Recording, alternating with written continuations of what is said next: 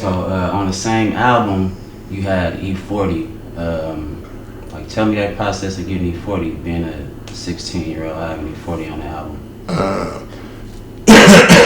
At that time, we was upcoming, so we was on hella compilation tapes. That was back when compilation tapes was the thing. Like Boss Cell Ballin'. Block, Boss Ballin', Lock and Load, shit. Bay Area Players. It was back when compilations was popping.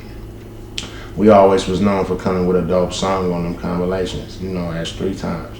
So when we got at 40 to get on the album, he already had heard of us, and he already was kind of like fooling with us, and he wanted to fuck with us. As a matter of fact, I got that record in '96 from being on the Hall of Game.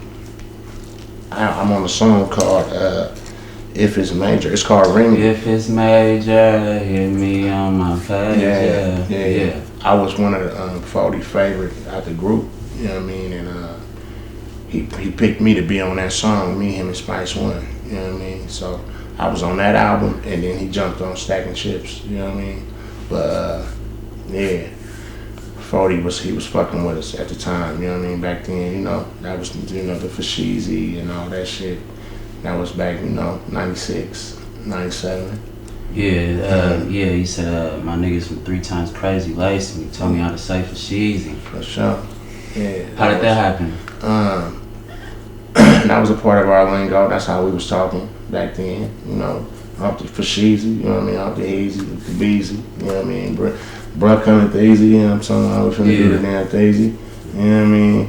And he caught on, you know what I mean? Because that's, it's like everything that came out of our mouth had the Easy on it, And, we kind of like influenced, you know what I mean? We influenced that as far as when he came with the song with him and KC and JoJo and Short, saying that you got it all the players ball. Yeah. So basically that's how that came about, you know what I mean? The Fashizi shit, we was, that's how we was talking back then. And when we was fucking with 40, that's how we was coming. And he caught on to it, and it was what it was, Yeah, you always talking about 10 deuce, 100 and pinky up. What's that? That's DP something. That's 102nd and Walnut. You know what I mean? That's the street. Well, we were selling. We were selling dope. You know what I mean? Trying to make some money, man. Trying to feed our families and shit. At that time, I had just had a daughter. You know what I mean? I had moved out my mom's and pop's house. You know what I mean? And had my own little spot. You know what I mean? So, I had to start being responsible. You know what I mean? Paying bills and shit like that. I didn't have a job at the time, so we was grinding. Plus, I didn't finish high school. Because I was recording Stacking Chips.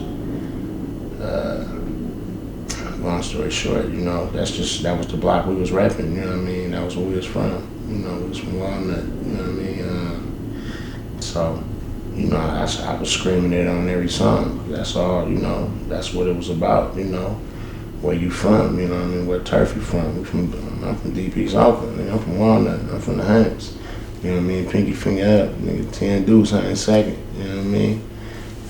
That's what 3 Times Crazy from, so then it was a lot of fallen soldiers from Walnut Street too, a lot of big influence on how we was coming, yeah, man, the 100's played a big role in what we was talking about, the shit we was doing,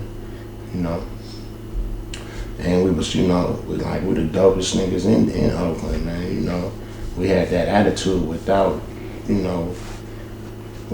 having to, act like we, like our shit don't stink or like, it just, that was our mentality when it was time to do some rap shit. Like, nigga, we the dopest.